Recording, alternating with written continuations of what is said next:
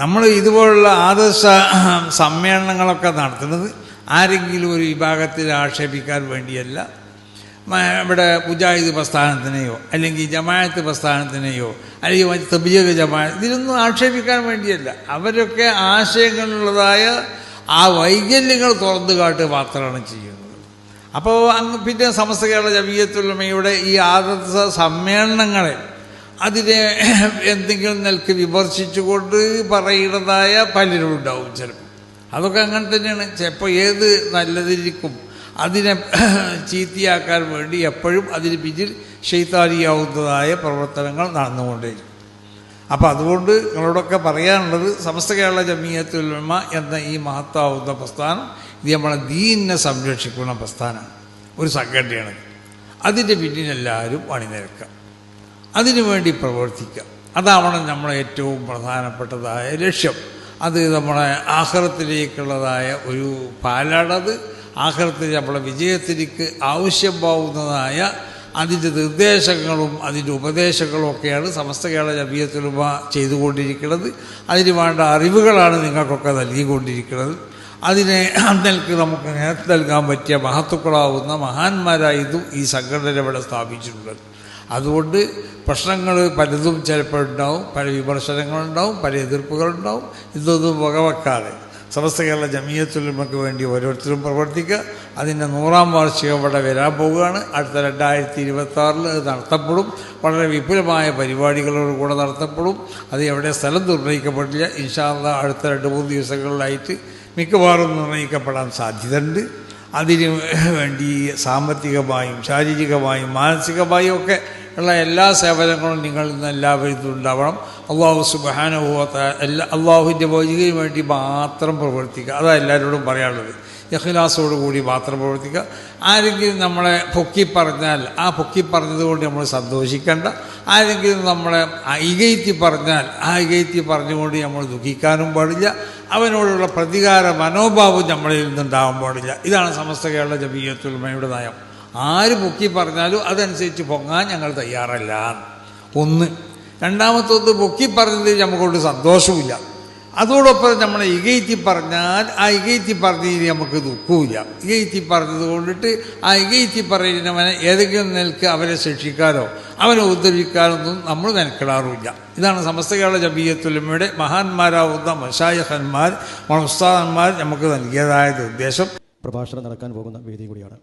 അപൂര്യനായ സയ്യിദുൽ ഉലമയുടെ മനോഹരമായ ഉദ്ഘാടന ഭാഷണവും നമ്മൾ ശ്രമിച്ചു കഴിഞ്ഞിരിക്കും ചെയ്യുകയാണ്.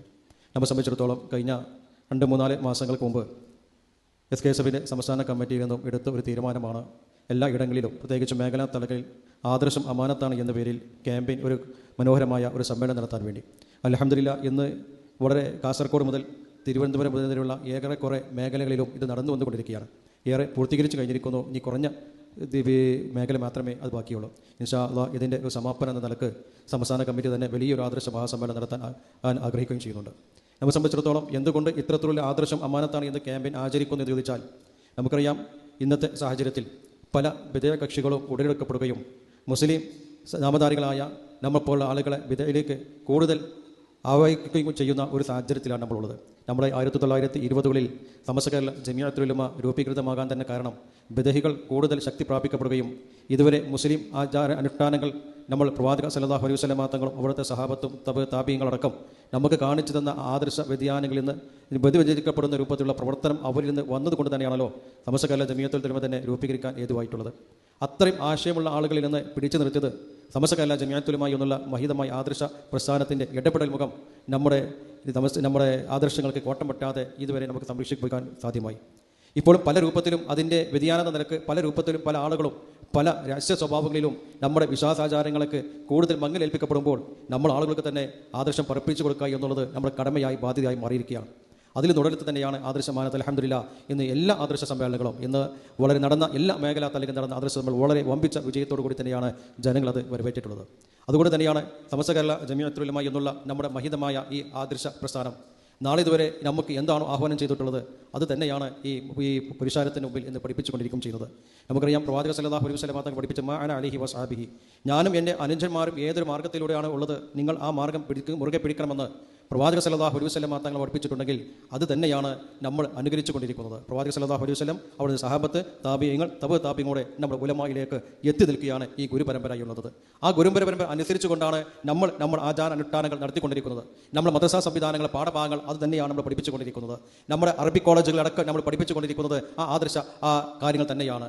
അതിന് വ്യതിയാനം സംഭവിക്കുമ്പോഴാണ് പലപ്പോഴും സമസ്ത കേരള ജമിയത്തുൽ ഉലമ അതിൽ പുനർവിചിന്തനം നടത്തി മാറ്റങ്ങൾക്കും തിരുത്തലുകളൊക്കെ രേഖപ്പെടുത്തുകയും ചെയ്തുകൊണ്ടിരിക്കുന്നത്. അതുകൊണ്ട് ഞാൻ മനസ്സിലാക്കപ്പെടേണ്ടത് നമ്മുടെ ഈമാൻ രക്ഷപ്പെടുത്തുക, നഷ്ടപ്പെടുത്താതെ സംരക്ഷിച്ചു പോകുക എന്ന് തന്നെയാണ് സമസ്ത കേരള ജമിയത്തുൽ ഉലമ എന്നുള്ള നമ്മുടെ മഹിതമായ ഈ പ്രസ്ഥാനം നമ്മളെ സംരക്ഷിച്ചുകൊണ്ട് പോയിരിക്കുന്നത്. അത് ഉൾക്കൊണ്ടുകൊണ്ട് ഉത്ഭുതരായി നിൽക്കുക എന്ന് തന്നെയാണ് നമ്മൾ ചെയ്യേണ്ട ഏറ്റവും പ്രവർത്തനം. നമ്മുടെ മഹാന്മാർ ഈ 100 വർഷം നമുക്ക് യാതൊരു പോറിലേൽക്കപ്പെടാതെ, യാതൊരു വെള്ളലേൽപ്പിക്കപ്പെടാതെ ഈ സത്യപ്രസ്ഥാനം നമ്മുടെ കരങ്ങളിലേക്കാണ് എത്തിച്ചെന്നുകൊണ്ടുള്ളത്. ഇതിനും ഒരു മംഗലമേൽക്കപ്പെടാതെ, ഒരു കോട്ടം തട്ടാതെ സംരക്ഷിച്ചു കൊണ്ടുപോകേണ്ടതും നാളെ ഇതുവരെ ഖിയാമത്തുമാണ് നിലനിർത്തേണ്ടതായ ഉത്തരവാദിത്തം നമ്മളിലുണ്ട് എന്നുള്ള ബോധ്യം പ്രിയപ്പെട്ട ഞാൻ അടക്കമുള്ള ഓരോ പ്രവർത്തകരുടെയും മനസ്സിൽ ഉണ്ടാകുകയും അതിനുവേണ്ടി പ്രവർത്തിക്കുകയും ചെയ്യുമെന്നാണ് ഈ സാന്ദർഭികമായി സൂചിപ്പിക്കാൻ ആഗ്രഹിക്കപ്പെടുന്നത്.